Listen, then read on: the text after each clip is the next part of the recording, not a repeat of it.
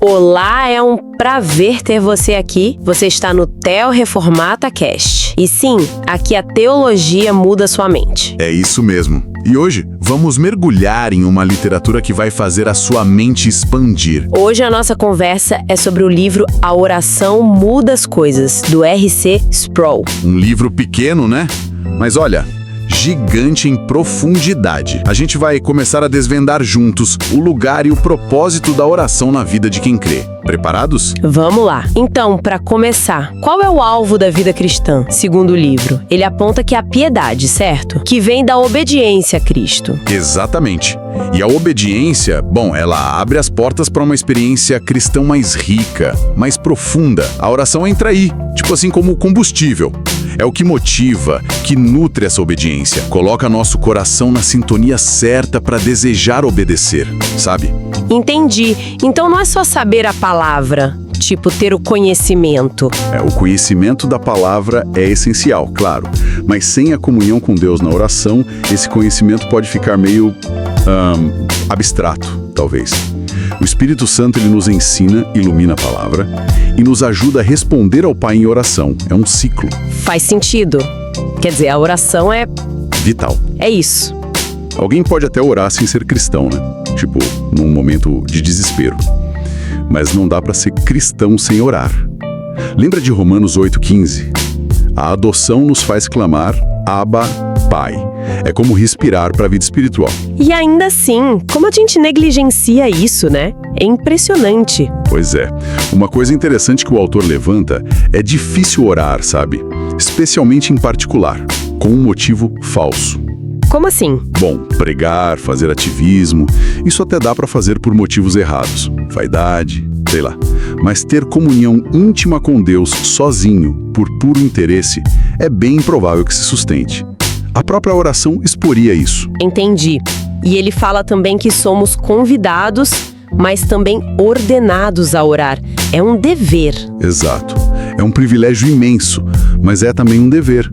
E como todo dever às vezes cansa, exige esforço, trabalho mesmo, não é natural para nós, por causa da queda, né? Que nos deixou meio preguiçosos, indiferentes para algo tão crucial. Mas o novo nascimento desperta o desejo, certo? Sim, desperta o desejo, mas o pecado ainda resiste, a luta continua. Mas olha que consolo, o texto fala que Deus conhece nossos corações.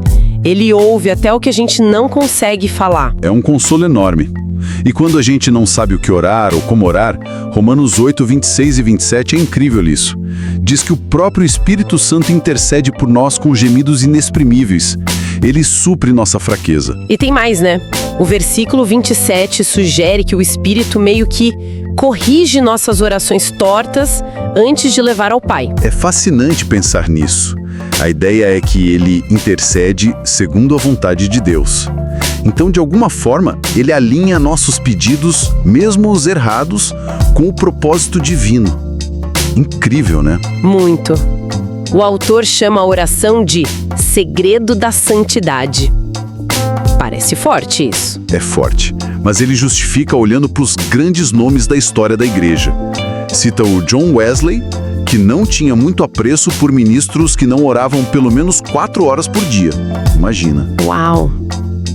E Lutero? Lutero dizia que orava 1 hora por dia, mas nos dias muito ocupados, orava 2 horas. Que exemplo, né? A oração era a prioridade, a fonte. E a falta dela? O que causa? Estagnação. O exemplo de Pedro em Lucas 22 é bem claro. Jesus pede para orarem para não caírem em tentação, mas eles dormem. Logo depois, o que acontece? Pedro tenta lutar com espada, age impulsivamente e nega Jesus 3 vezes. A queda em público começa na falha em particular. Exatamente. A negligência da oração leva a isso. Mas existe hora certa para orar? O texto fala algo sobre isso? Olha, Isaías fala da manhã, mas a Bíblia mostra a gente orando em todas as horas. Jesus mesmo orava de manhã, de dia, às vezes passava a noite toda em oração. Ele tinha tempos específicos, claro, mas a comunhão com o Pai parecia constante. E tem aquele versículo, 1 Tessalonicenses 5,17, ore sem cessar. Isso, viver no estado contínuo de comunhão, de dependência do Pai. Fica claro que a oração é central, crucial.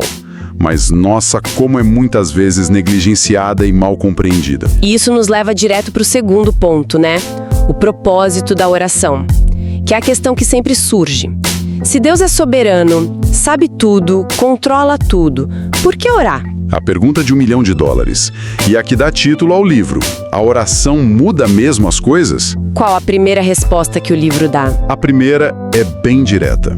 Oramos porque o Deus soberano ordena que a gente ore. Não é opcional, é mandamento.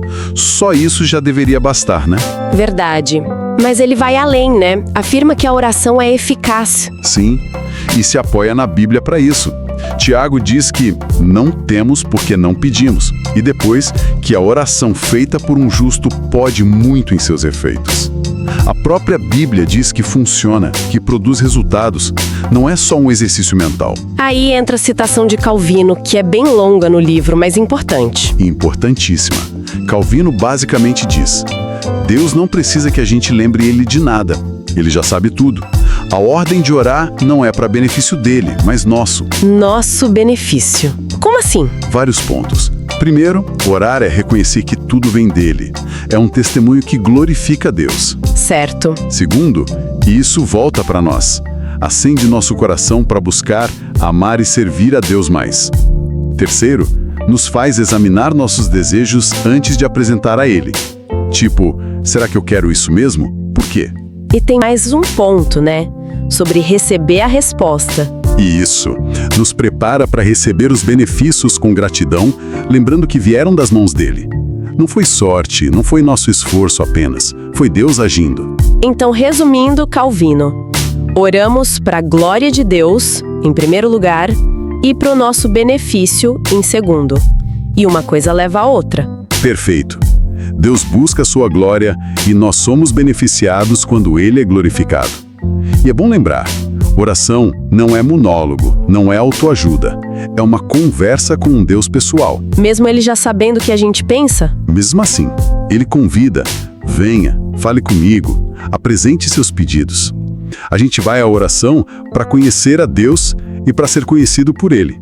É relacionamento. E isso significa que oração não é só pedir coisas, né?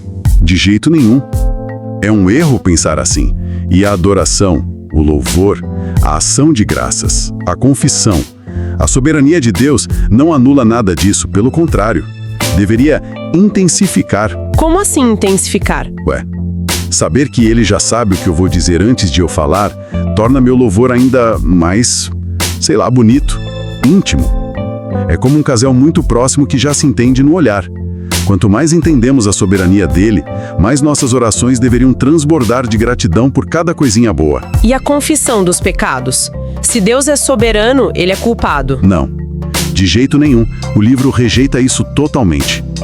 O verdadeiro cristão sabe que não pode culpar a Deus pelo seu pecado. A gente ora pedindo perdão porque nós somos culpados e ofendemos a santidade dele. A soberania não tira a nossa responsabilidade. Ok. Vamos voltar para aquela pergunta crucial. A oração muda as coisas? Ou, como perguntaram para o autor, a oração muda a mente de Deus? Essa pergunta.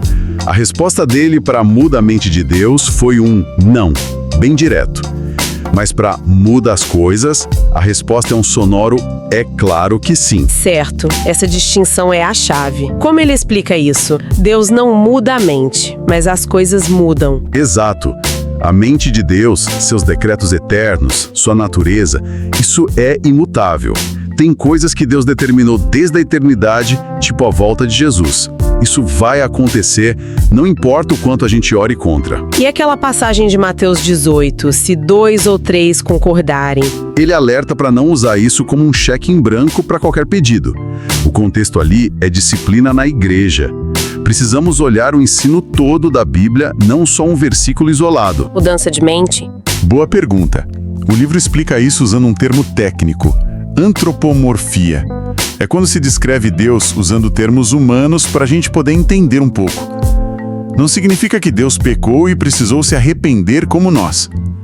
A palavra hebraica nachan pode significar ser confortado, ser aliviado. Aliviado. Sim, Deus se sentiu aliviado porque o povo se converteu, então ele revogou a sentença de juízo que tinha anunciado. A ação de Deus mudou em resposta à mudança do povo, mas isso estava de acordo com o caráter e os princípios dele. A natureza dele não mudou. Entendi. A mente de Deus não muda, mas as coisas mudam pela oração. Como? Qual o mecanismo? O livro usa o conceito de meios secundários. Deus determinou certas coisas, os fins, mas ele também determinou os meios pelos quais esses fins vão acontecer. E adivinha? A oração do seu povo é um desses meios que Deus usa para fazer as coisas acontecerem no mundo. Então a oração é parte do plano de Deus para que as coisas aconteçam. Exatamente. O exemplo de Jó é perfeito para ilustrar isso. Lembra? Os sabeus e caldeus roubaram os animais dele. Lembro. Por quê? Satanás os incitou. Por quê? Deus permitiu para testar Jó, para silenciar Satanás, para vindicar a si mesmo e a Jó. O motivo de Satanás era mau, o de Deus justo. Deus usou agentes humanos que já eram maus por natureza, agindo conforme a vontade limitada deles, sem forçar ninguém. E o propósito de Deus se cumpriu através das ações deles. E onde entra a oração nisso? Se os sabeus tivessem orado? O autor levanta a hipótese. E se eles tivessem orado, não nos deixes cair em tentação? Talvez Deus respondesse à oração deles. Os animais de Jó seriam roubados do mesmo jeito, provavelmente, mas talvez por outras pessoas. Deus poderia responder à oração deles e ainda cumprir seu propósito usando outros meios. Entendi. Nossa liberdade e nossas orações existem, mas dentro dos limites da soberania de Deus. Não é uma liberdade total, tipo autonomia. Isso. Não há conflito entre soberania divina e autonomia humana, porque não temos autonomia total, mas não há conflito real entre soberania divina e liberdade humana, que é limitada. É dentro desses limites que nossas orações podem sim mudar as coisas. Como Elias, que orou e parou de chover. E ninguém entendeu isso melhor que Jesus, né? E mesmo assim, ninguém orou mais. Perfeito. No Getsêmani, ele pediu outra opção. Pai, se possível, passa de mim este cálice. Mas ele se submeteu. Contudo, não seja a minha vontade, mas a tua. A soberania de Deus não o impediu de orar. Pelo contrário, era a razão pela qual ele orava. Ele cria que o Pai tinha o poder de ordenar as coisas conforme seus propósitos. Então, recapitulando a pergunta, a oração muda a mente de Deus? Não. A oração muda as coisas? Sim, com certeza. A promessa é clara. Muito pode, por sua eficácia, a súplica do justo. Lá em Tiago. O problema talvez seja a nossa justiça, né? Talvez. Mas o livro termina essa parte dizendo que, mesmo que não mudasse nada lá fora, a coisa que a oração mais muda é a impiedade e a dureza do nosso próprio coração. E olha, só isso já valeria muito a pena. E para fechar, a citação de Jonathan Edwards sobre por que Deus requer a oração. Sim, Edwards resume bem. Primeiro, por causa de Deus. É um reconhecimento da nossa dependência dele, para a glória dele. E segundo, por nossa causa. Isso. A oração prepara nosso coração, desperta o senso de necessidade, nos ajuda a valorizar a misericórdia de Deus, exercita nossa fé e nos prepara para glorificar a Ele quando a resposta vier. Fecha bem o raciocínio. Uau, quanta coisa só nesses 2 primeiros capítulos. Vimos que a oração é essencial, ordenada, poderosa, é uma conversa, né? Não só pedir, mas adorar, confessar, agradecer. E essa tensão fascinante não muda a mente imutável de Deus, mas muda as coisas aqui no mundo, porque é um dos meios que ele usa. E claro, nos muda profundamente por dentro. Mas ainda tem muito mais nesse livro. Como Jesus nos ensinou a orar, qual o padrão e a prática diária como fica, e existem orações que Deus proíbe? Exatamente, assuntos quentes para a nossa parte 2. Convidamos quem nos ouve a continuar essa exploração conosco no próximo Theo Reformata Cast, mergulhando ainda mais fundo em A Oração Muda as Coisas. Não perca! Muito obrigada pela sua audiência hoje. Valeu, pessoal. Até a próxima.